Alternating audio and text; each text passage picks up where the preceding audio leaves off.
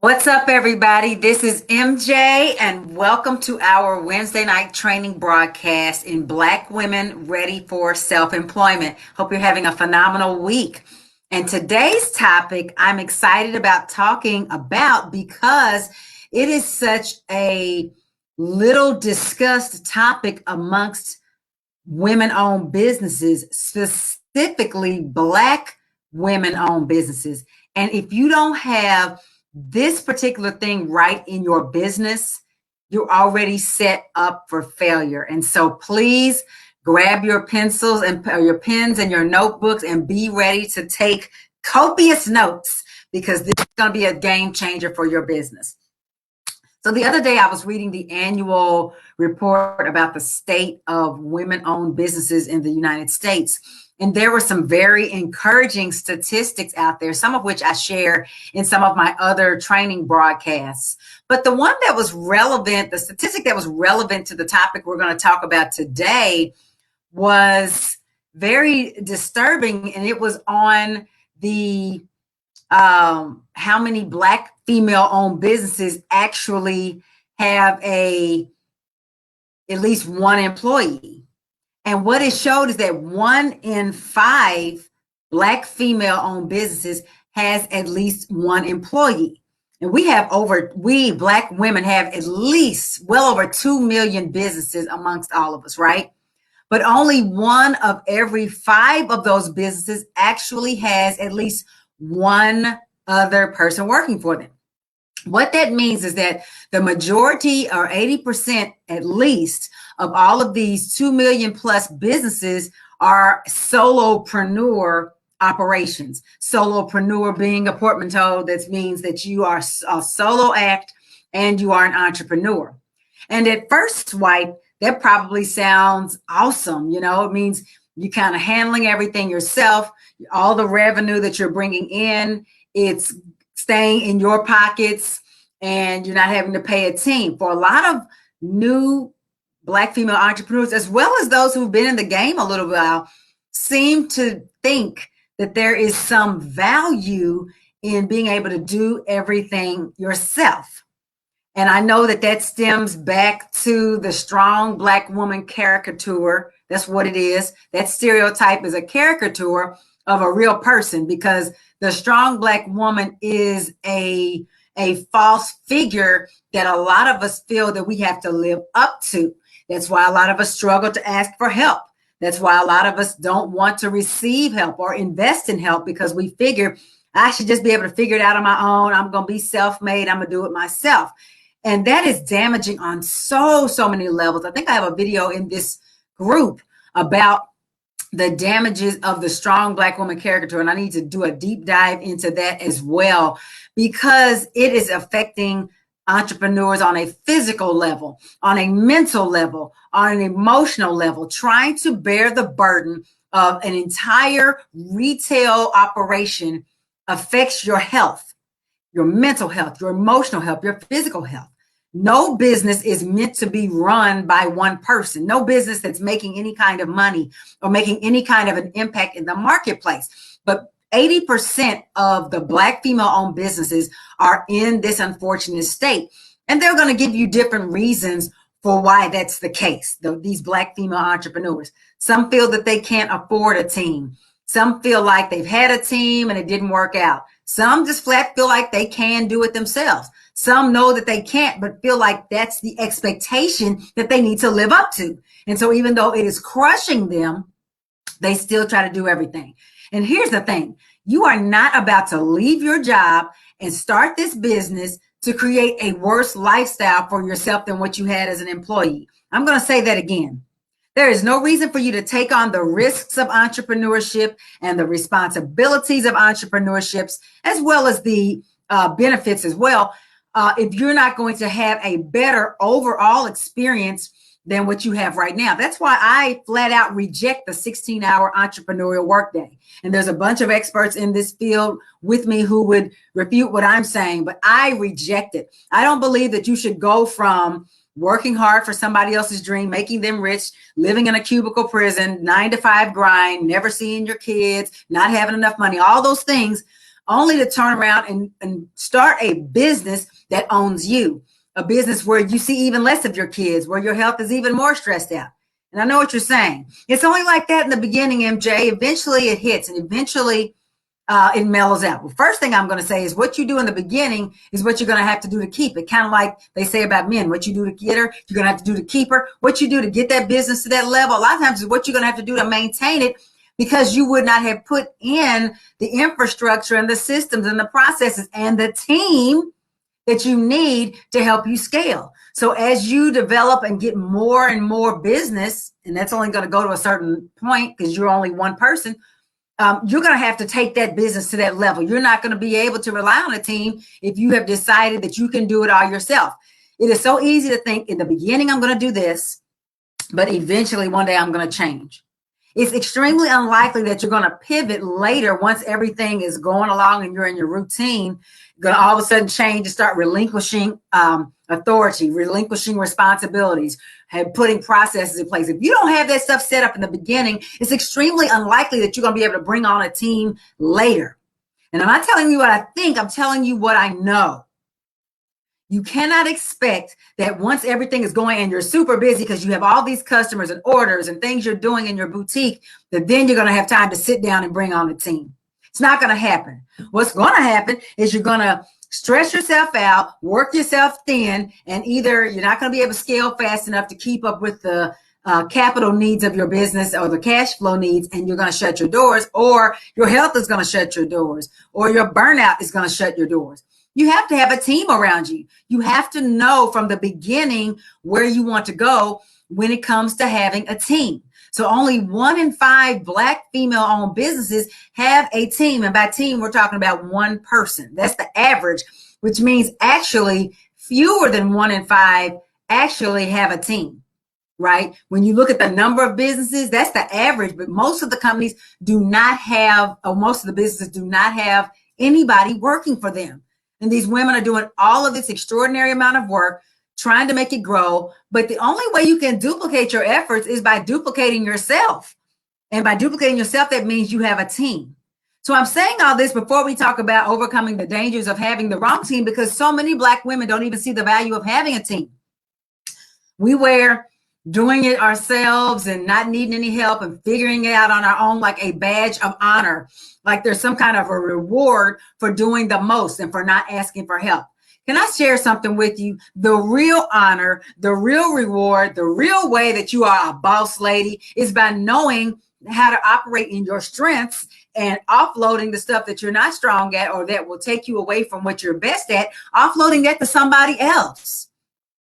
You have to be prepared for that, because a lot of these businesses that think they can't afford it, they just didn't know how to work it into their numbers in the beginning. They just didn't know how to budget for it. They just didn't know how to prepare for it. So then they think, oh, I can't afford it. Honey, you can't afford not to have a team. If you're trying to take your business to the 6 or 7 figure level, $500,000, $1 million level, you're not doing that by yourself. So get that out of your head. I know it sounds really romantic and sexy to think that you could build this $1 million business just by going live on Instagram and Facebook and just doing it all yourself out of your basement. Ma'am, that is not realistic. That's not going to happen. What's going to happen is your business is only going to go so far, and then it's going to plateau, and then it goes this way.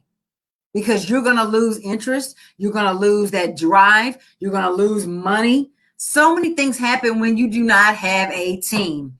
You cannot afford not to have a team being a small Black female-owned business, because you have to do so much more to get a dent in the marketplace. You know how we got to do so much more to get less as Black people? That's true in business as well. There's a whole lot of people that's not going to buy from you just because you're Black. They figure it's lower quality, worse customer service, and all the lies we tell about Black-owned businesses.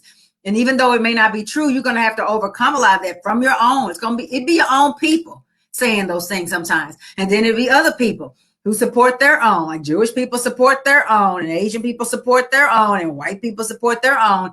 And so you're going to have to do a lot more work, which means to get to where they are, may be able to get to without a team, you have to have one. Because you're going to sell a whole lot more. You're going to have to because people are going to want to pay you less, and you're going to have to fight harder for customers, pay more for advertising. All these things happen. You can do it. I don't want to scare you from doing it, but I want to tell you, you cannot do it alone. And I'm not just talking about forcing your kids to work for you and your husband. Yes, they want to support you, but they have other things going on. They're in school. He has a job. She has a job, whatever the case may be. I'm talking about somebody you hired, preferably a stranger, because sometimes employing your family doesn't work out. And that's one of the dangers of having the wrong team. Sometimes we want to hire family because we figure they'll do it for free. They'll do it for less. People that we know, whatever that is. But guess what? That comes at a cost as well. People who know you, a lot of times they're going to downgrade the work they do for you because it's a familiarity thing. You don't necessarily want to hire your family, even if they're super professional in other areas of their lives. You want to keep those two areas separate. Now, the only exception to that might be if you're building a family business, like the business is you and your husband, is you and the kids, like the kids are learning entrepreneurship or something like that. Then you might have them in it, but just using them because it's free labor, I would advise against that. Instead, work your numbers, get the capital that you need to be able to have a team come on sooner than later. And then another facet of having the wrong team, in addition to family and friends, is not outsourcing the things that you're not good at. So sometimes the wrong team can be you, right? So what I mean by that, let's say every business needs accounting. Every business needs some kind of legal consultation. There's certain things that businesses need. And unless that's the business that you're in, you don't need to be trying to do all that yourself. You don't need to be trying to do your bookkeeping, and especially if you're not a whiz at it, so it's going to take you 5 times as long. Your team needs to include not only employees, but people who you outsource work to, an accountant, a CPA, a tax expert, a finance, a financial consultant, a lawyer, sometimes, social media. Now you got to be real careful who you choose. I try to help my clients to know how to choose those people. So you're not just getting caught up in ending everybody who calls himself a social media guru, but you need to have somebody doing that for you. Why? Because your retail boutique needs your creative mind on the merchandising side, on the inventory side, buying the products and making the space look the way you want. The parts that made you want to do it to begin with, that's what you need to focus your efforts on, not on social media. Unless your business is social media, you don't need to be spending time on that. You need to outsource that. But don't just throw money at it. Make wise decisions. But your team is both internal and external, and you need that. You can't afford not to have that because you're going to have to do so much work in the area that you want to work in.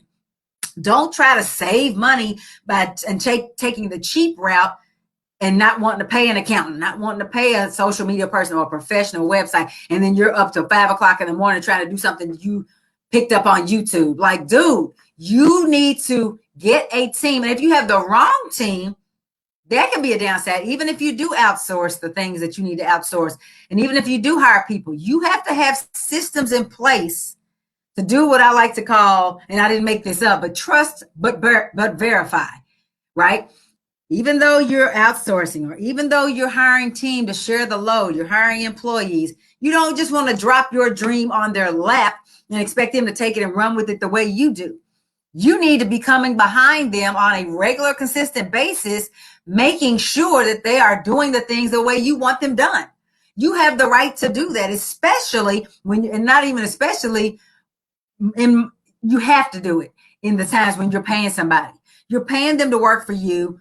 You are paying them out of your profits. They're creating an expense for you for their salary. They need to be doing things the way you would do them. You don't have to just hope they did it. I don't know what she's doing. I can't tell you how saddening it is to see a new business owner say, okay, I need a team, but then they become so hands off in the early days. And then when something goes awry, they can't even track back to what went wrong because they didn't even have anything in place to guide the people. They didn't have any checks and balances. Trust, but verify. So even as you are offloading things, even as you are putting things on another plate, even as you are shifting away from responsibilities, don't shift so far away that you can't immediately rein in your entire business. Because guess what? It is your business. It's not their business. It's yours. And so you need to be able to at any moment, if they don't work out, you find them, embezzling, or they're stealing merchandise, or they don't show up for work and those things, and you need to let them go. You need to be able to very quickly pivot, grab it back, and give it to the next person. A lot of times people keep the wrong team in place, even in a small business, especially where you can't afford to have the wrong team, but they keep them on because, quite frankly, the owner either doesn't understand what the person's doing at that point. They don't understand the work they're doing, or they really they either don't know what the person's really doing, or they don't understand enough about it to take it on as the owner. So they want to keep that person around because, well, they're the ones that understand the books, and I don't know what she's doing. She the one set up that display. I don't really know what that's about, or I don't know how to work. You need to know enough about it so that you can take it from one person, give it to the next person very quickly. Because sometimes people don't work out.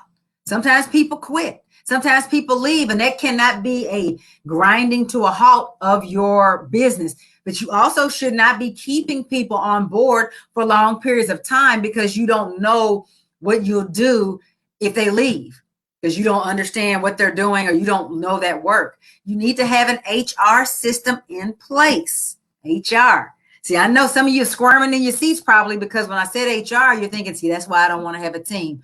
But again, you're never going to get to the level that you want to get to depending only on yourself. Instead of being afraid to build a team, you need to learn how to build a team the right way, find out the efficiencies that can make it super simple for you, and go ahead and do it. As long as I used to be in project management. I was a certified project manager for a few years. Actually several years. My credential just expired recently. And so I'm all about time management, efficiency, organization, streamlining processes, and all of that. Sometimes what makes things overwhelming is you not having a system and a process, procedure in place to do it. Once you have a system in place, you don't have to question, oh my God, what am I going to do? You just go right to your system. You go right to your process and say, okay, here's what we do. That person quit. I got to fire that person. Here, let me open up my job listing and get some more people in and start interviewing them. How do I interview? I don't want it to take 20 hours a week. Here's my system. Systems and procedures and policies, that is what you need to have in place so that you can have the right team. But not having a team because you don't know how to do it, that's not acceptable. Because ultimately, you won't be able to stay in business long enough to scale to where you want to get to the point. And here's the irony. A lot of times people say, once I get to this level, then I'll hire a team. Honey, you ain't going to get to that level without a team. Instead of saying, I'm going to wait till I get to $500,000 in revenue, then I'm going to hire these people that I know I need now. Say, I will get to $500,000 10 times more quickly with a team. Let me figure out how I can finance a team early on. So that's why you see these stories where people's businesses seem like they grew overnight, or they had 6 months in and they were super successful and they had lines wrapped around the building and thousands of orders. I guarantee you're not looking at solopreneurs when you hear about that stuff. And I don't want you downgrading your dream to say, well, I don't need to grow fast. All this stuff that you're telling yourself of why you don't want to have a team, let it go. Instead, find somebody who knows how to help you build a team, the right team, avoiding the dangers of the wrong team, and set one up the right way instead of avoiding it. You're not going to get to scale to the level that you want to get to playing small. And there's not like this way you can, it's amusing, but it's sad at the same time. People think they can play small and the business will just keep growing. I'm still playing small. Somehow my business grows, and then all of a sudden it just takes off wildly, and then all the money just flows in. Every blue moon that happens, but most people's experience is not that way. Most people's business has to grow. Actually, it doesn't even grow like this. Sometimes it's like this, a little up and down, a little up and down. So you have to prepare for that. But if you want more of a smooth climb to the top so it doesn't take you 10 more years before you can quit your job and go full time, or even 5 more years, if you want to do it sooner than that, you need a team.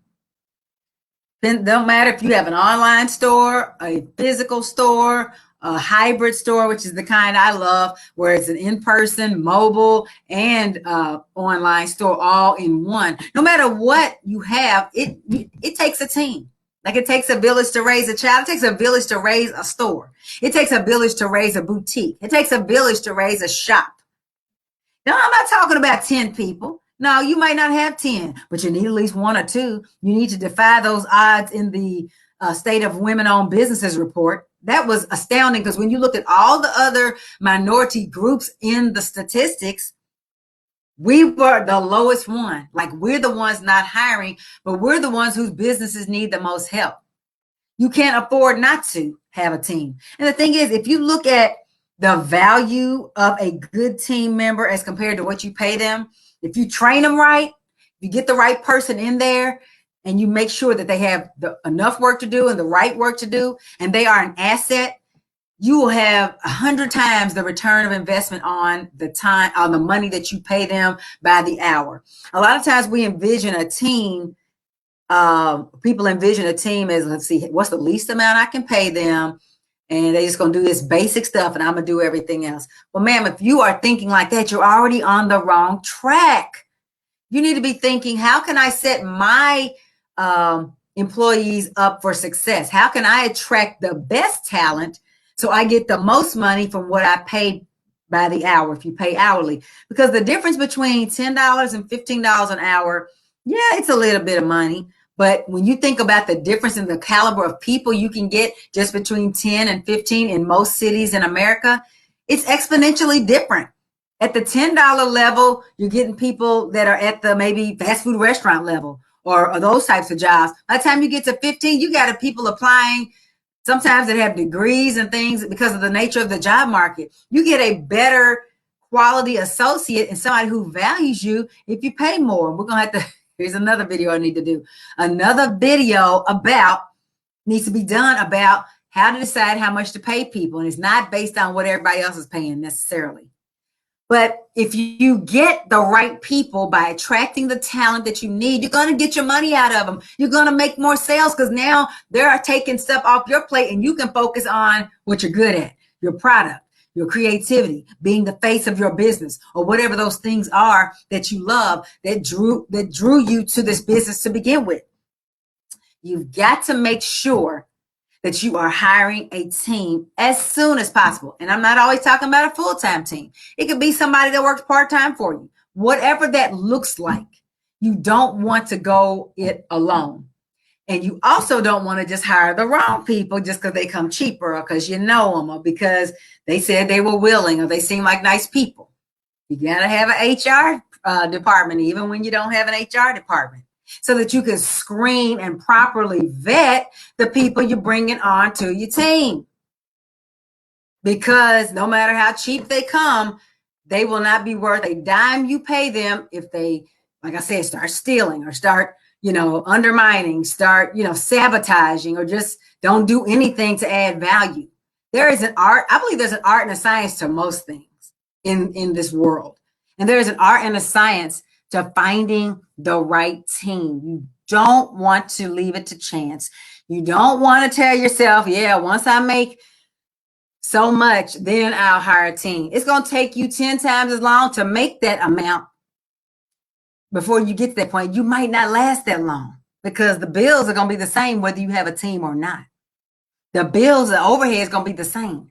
You need a team before you think you can afford it so that you can afford it. Did you catch that? I'm going to say it again. You need a team, one or more people, before you think you can afford it. Because by the time you think you can afford one person, you already need two. And by the time you think you can afford two people, you need four. Because the work is increasing because you're making more sales and you got more to do. Business is not about being comfortable. And a lot of the resistance to hiring a team or getting the right people on board boils down to trying to stay in your comfort zone. I don't want to hire somebody because then I have to pay them and it's going to be hard to make payroll. No, it's not. The day they start, you get out there and hustle and build your business. Now you don't have all this stuff that you got to worry about, this other piddly stuff that's below your pay grade as a CEO. Get out there and find your customers. But if you're waiting to try to do everything yourself, strong black woman caricature, wearing it like a badge, you're never going to get to that level. Or if you get to it, you're going to hate it because it's going to be that you have bought a job that you hate and you're calling it a business. I don't want you to buy a job that you hate, invest all this time and money in a business that doesn't improve your lifestyle, but makes it worse. Because it's not even just about the money. It's about the time. It's about the freedom to choose where you go and when you go there. That's what entrepreneurship is about. That's what I love about it, besides the money. The money is great.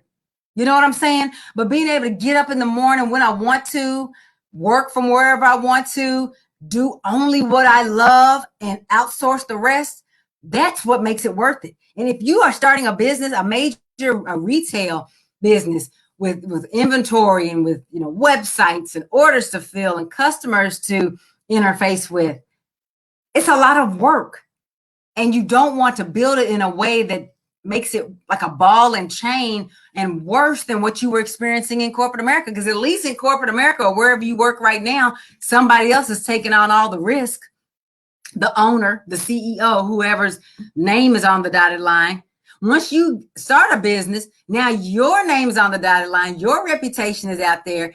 You've invested all this money and now you got no time. Maybe you got some money, but you can't enjoy it. Your family don't ever see you. You don't want to do it. Don't do it. Don't believe them when they tell you you have to do it like that at first. I reject the 16-hour entrepreneurial workday. That comes from people trying to do everything themselves. That comes from inefficiencies, from poor planning and poor preparation. That's why they're working 16 hours a day.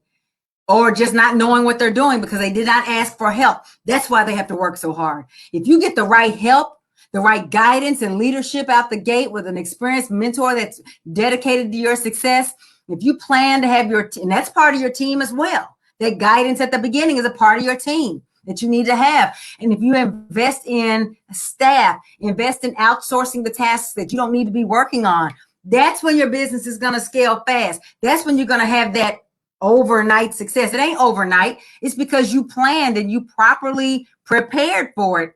And then you enjoy that success. I don't want you working 16 hours a day just because you can. You're not even working 16 hours a day now. Don't start doing that later. Who wants to start a business and have a worse lifestyle? I know that's not what you want.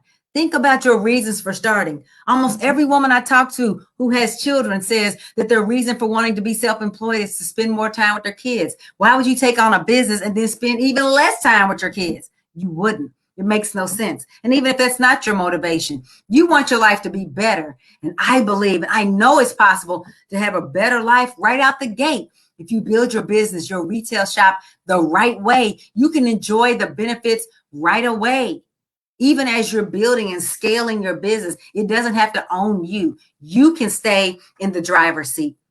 And if you need help building your business the way I'm talking about, so that you can have a team, so you can have the support you need, and so your business doesn't have to take over your lives in such a devastating way where you're constantly questioning, why did I do this? Why did I do this to my family and myself? Because I'm not enjoying myself. If you want to instead say, yes, it's hard work, but I'm enjoying it every step of the way because it's not crushing my soul like my job was. If you want to help building a business that way, then I invite you to my calendar. Reach out and book a free strategy call with me right now at melaniehunter.com/chat. That's Melanie Hunter with 2 L's.com/chat. We're going to have a 45-minute conversation where we're going to get into the weeds on, where is it that you are stuck in your business preparation process? Why don't you have a team on the radar? What is it that you're struggling with? What are your fears? What are your concerns about your ability to have a team and manage a team and pay for a team and all that stuff? And we'll look at that.